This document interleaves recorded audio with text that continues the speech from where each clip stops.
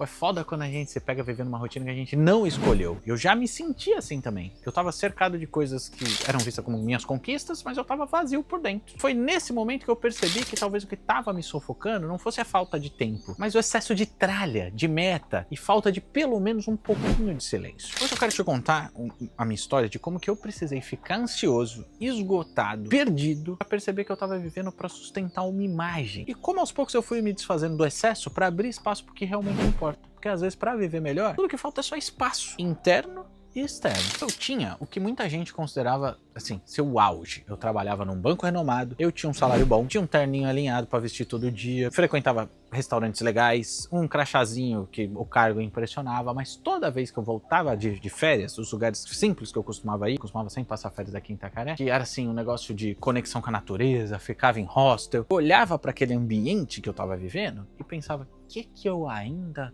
tô fazendo aqui? Cara, eu lembro de estar sentado num restaurante chiquérrimo, na cobertura de um hotel para tomar café da manhã e fazer mais uma reunião rodeado de gente que parecia ser bem sucedida, mas cara, pra mim, eu tava pensando, vai, tudo isso aqui é um teatro. Eu não aguentava mais o personagem que eu mesmo criei pra mim mesmo. Cara, eu fiz faculdade de economia, eu entrei como estagiário na LCA Consultores, que é a maior consultoria econômica da América Latina. Fui progredindo lá até virar sócio da LCA. Depois eu saí e fui pra carreira de economista de banco de investimentos, né, no Banco Safra. Trabalhava no departamento macroeconômico. Tava morando numa Pena Paulista. Chegou uma hora eu tava decepcionado, velho. E não é reclamar de barriga cheia, porque eu deixei de ter atenção para as coisas básicas. Eu acho que muita gente deixa de dar atenção para isso. Isso é uma armadilha. Mas se essa é a sua primeira vez aqui, muito prazer, eu sou o Cezito. Eu larguei a Faria Lima para levar uma vida mais simples aqui na Bahia. Aqui a gente conversa sobre dinheiro, liberdade, escolhas de vida. Então se esse papo faz sentido para você, se inscreve aqui no canal. O problema mesmo depois dessa ficha cair, né, de eu falar, meu, o que eu ainda tô fazendo aqui, eu acabava voltando pra essa mesma dinâmica, porque esse ciclo de símbolos de status, de ostentação, acaba funcionando como uma identidade. Ela dá uma sensação temporária de pertencimento, mas cobra caro por isso, cobra seu tempo, sua paz e até sua autenticidade. Tem um campo de estudo da economia que chama psicologia do consumo, que fala que quando a identidade de uma pessoa, né, como ela se identifica, está vinculada ao que ela tem, ao que ela possui, qualquer perda material pode gerar crises horríveis de autoestima, ansiedade e até vazio existencial. Cara, vê se não faz sentido. Às vezes a gente tá agoniado que, pô, as finanças estão apertadas, que a gente não tem certeza que vai dar conta, que tem que trabalhar tanto tempo para enfim, as coisas acontecerem como que a gente está esperando e conseguir bancar o nosso sonho, os nossos planejamentos. Mas se você refletir, talvez isso seja só medo de você deixar de ter aquilo que você já conquistou, aquilo que você já adquiriu, e como que as pessoas ao nosso redor nos perceberiam, o que elas iam pensar de nós. É esse tipo de preocupação que eu falo que com um pouco de exercício de vida simples e um pouco de mudança de perspectiva, liberta, velho. Porque a gente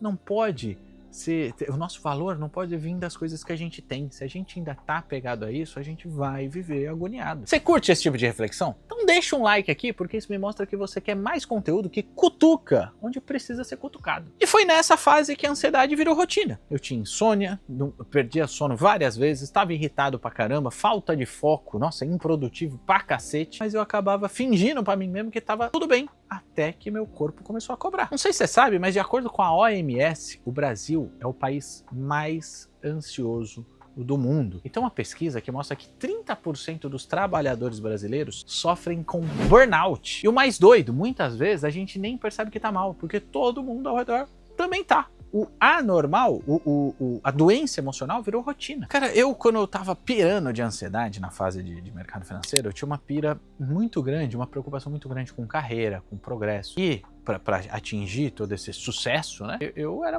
pirado em produtividade. Eu tinha que trabalhar mais, trabalhar melhor, entregar melhores resultados para ser promovido, tal, etc. Girar aquela rodinha da corrida dos ratos, né? Ganhar mais para comprar mais coisa que eu queria, que são símbolos de status para impressionar os outros, e tudo isso tem um custo de manutenção alto, e eu tenho que ser mais produtivo para ganhar mais, enfim, você já entendeu. Só que como a minha preocupação era ser produtivo, eu ansioso ficava improdutivo, e depois eu ficava mais ansioso e mais improdutivo, e era doido porque essa agonia, essa improdutividade era pra tudo na vida, não era só no trabalho, parecia que eu tava patinando em todas as esferas da minha vida, eu não conseguia fazer atividade direito, eu não conseguia me relacionar, a relação familiar tava horrorosa, alguns poucos amigos eu mantive próximos, de vários outros eu acabei me afastando um pouco, porque eu não tinha mais pique pra isso. Cara, tudo na minha vida não saia do lugar. Foi só quando eu comecei a abrir espaço que eu comecei a me reencontrar. Eu vendi carro, eu tinha uma SUV, me desfiz dela, larguei São Paulo, comecei a levar um estilo de vida bem mais simples. Hoje, cara, eu tomo um café descalço aqui no jardim, olhando pro mato. Antes eu tinha que tomar com pressa num copão da Starbucks, correndo no meio do trânsito ou no metrô entupido. Não sei se o que você acha, mas talvez o que você precisa hoje